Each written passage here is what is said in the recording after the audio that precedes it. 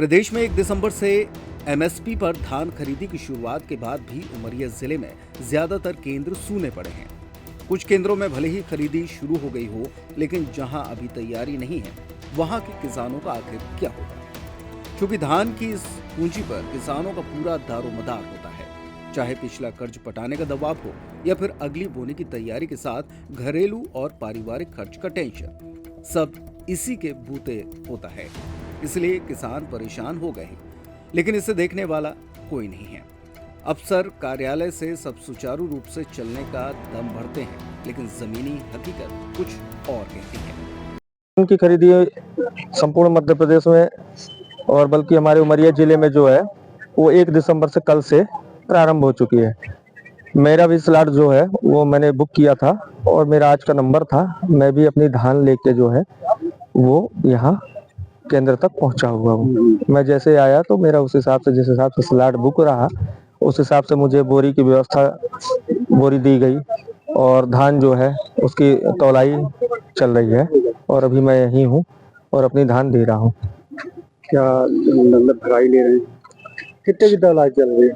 यहाँ तौलाई जो है वो 40-600 की तौलाई चल रही है जी। क्या क्या व्यवस्थाएं में जैसा कि आप देख पा रहे हैं मेरे पीछे साइड में जो है वो टेंट की व्यवस्था है, कुर्सी यहाँ किसानों के लिए समुचित पर्याप्त बैठने की व्यवस्था की गई है यहाँ के केंद्र के द्वारा और बैठक व्यवस्था भी कुर्सी वगैरह भी है और लोग यहाँ आके अपना बैठ के किसान अपना संपूर्ण कार्य जो है धान से बिक्री से संबंधित जो है वो आके और बढ़िया सामान्य तरीके से करके जा रहे हैं, जैसा कि अभी मैं देख पा रहा हूँ। खास बात तो यह है कि जब सब कुछ ऑनलाइन है तो फिर अफसरों को जीरो खरीदी वाले केंद्र का डाटा आखिरकार कैसे पता नहीं होता, या फिर सब मिली जुली सरकार है और किसानों की आफत से किसी को कोई भी लेना देना नहीं है। खरीदी केंद्र की क्या स्थिति सर? जिले में 45 धान खरीदी केंद्र बनाए गए हैं।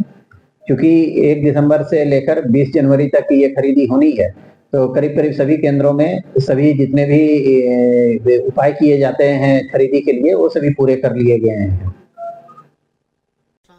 अब परेशान हो रहे हैं, खाद लेना है, बीज लेना है, जो पिछला पैसा धान में लगी है लागत, कुछ व्यापारियों को पैसा चाह रहे हैं। व्यापारी डेली घर आते हैं, बोलते हैं धान ही दे दो, लेकिन धान मांग रहे हैं 18 रुपये 19 रुपये किलो। अब हम लगे हैं इंतजार में कि शायद सोसाइटी चालू हो जाए तो धान बेच के पिछला कर्जा पटा दें। दीपावली के पहले कट चुकी थी, अब हमें डीजल की आवश्यकता है और खाद बीज की आवश्यकता है।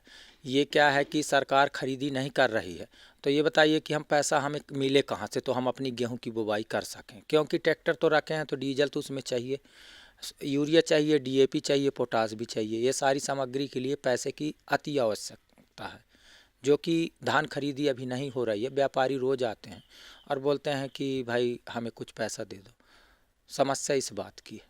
और नर्मदा केयर अस्पताल छतरपुर का एकमात्र सर्व सुविधा युक्त अस्पताल, जहां 24 घंटे मिलती है आपातकालीन और नियमित चिकित्सा सेवाएं। कुशल और अनुभवी डॉक्टरों की सबसे बड़ी टीम जो करती है आपकी कंप्लीट केयर। क्रिटिकल केयर के लिए सबसे आधुनिक आईसीयू वार्ड, जिसमें उपलब्ध है ventilator, ECG, TMT, echo, ultrasonography, CT scan, X ray, phototherapy, dialysis और पैथोलॉजी की संपूर्ण सुविधा।